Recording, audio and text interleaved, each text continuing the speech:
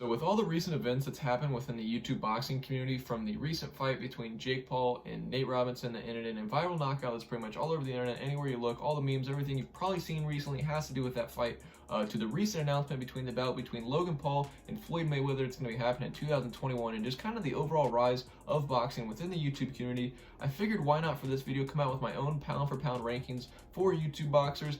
Obviously for this list I'm going to be excluding people that are like legitimate boxers, people like Ryan Garcia or Tony Jeffries that do have YouTube channels. This video is more so going to be for people that kind of got their fame off YouTube and kind of just crossed over into boxing. So without further ado, let's get into number 5.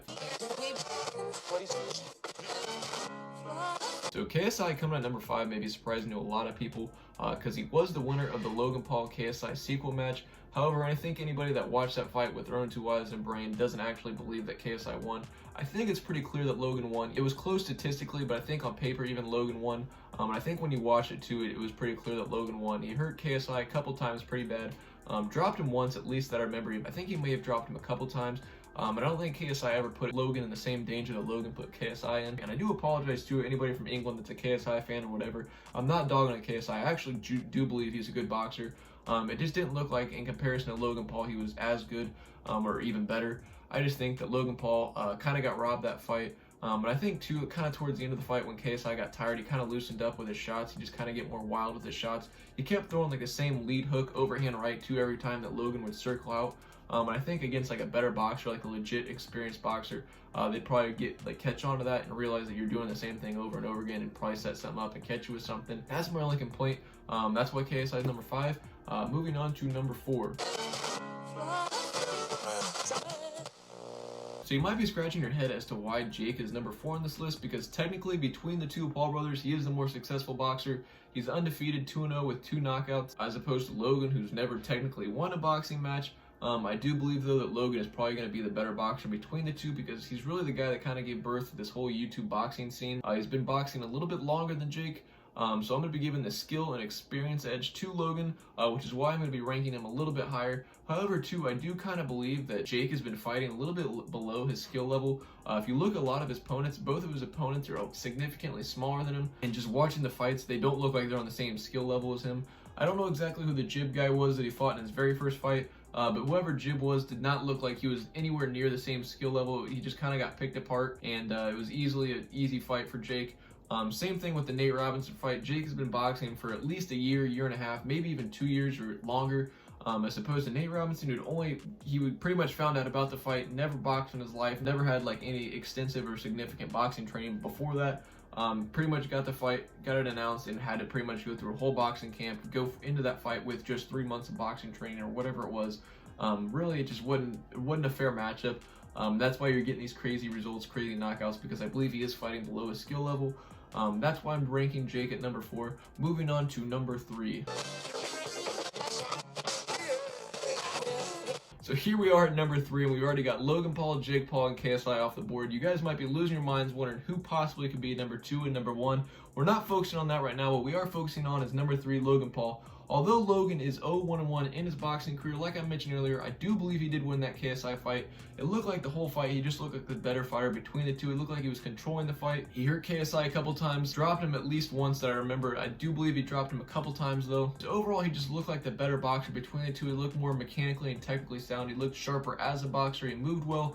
The only thing that I would really critique is he kept his hands low a lot. And against someone like KSI who's throwing a lot of overhands, you leave yourself very susceptible to getting caught with one of those overhands, and it doesn't matter who's throwing the overhand, it doesn't matter if they're less skilled than you or not.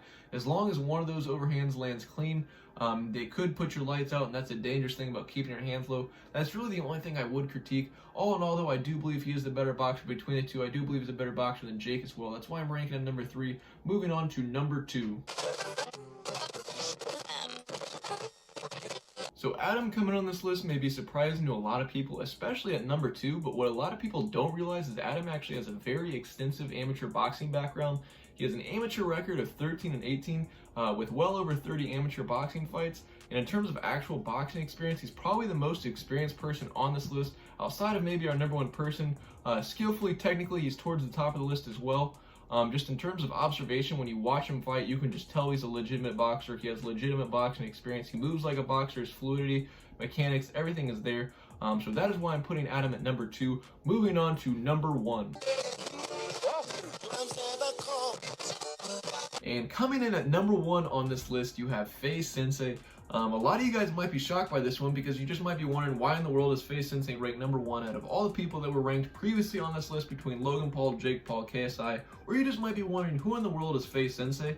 Well, obviously he's someone in FaZe. He was kind of brought along on FaZe when they were living in the New York FaZe house. He was just kind of brought on as like a strength and conditioning guy, just so happened to be a martial artist. And that's kind of how he got into FaZe. He's a legitimate fighter. He's a lifelong martial artist. He's a karate black belt. He has like extensive fighting experience in kickboxing, boxing, and MMA. He's proficient pretty much in all facets of striking, which I believe is very important because there's various ranges within various martial arts. For kickboxing, you're obviously going to be at a farther range because there's going to be kicks thrown and things like that, so you're more at like a distance range for picking people apart. Versus boxing, you get a little bit closer, you're more in the pocket because you're throwing hooks and things like that up close. You're just in the pocket and boxing range. And then you get MMA where you're really close because you have the clinch, you can take people down, you're really up close. So I really think it closes in from kickboxing, boxing, and MMA. And he has legitimate experience in all those combat sports, which I believe makes you dangerous pretty much in any range. I believe that's very important. Not to mention he has a record of 2-0 in kickboxing, he has a record of 1-0 in boxing with 1 knockout, and a record of 1-2 in MMA. He's definitely the most experienced in just all facets of fighting in terms of just being a martial artist. That's why I have him ranked number 1 on this list. I hope you guys did enjoy this video though. Please be sure to like, comment, subscribe, share this video if you guys found it entertaining. If you guys know anyone else that would enjoy this video, send my video their way. I would greatly appreciate it. If you guys have any ideas, video suggestions, things you guys want to see me do, let me know in the comment section below. And until next time, I will catch you guys later.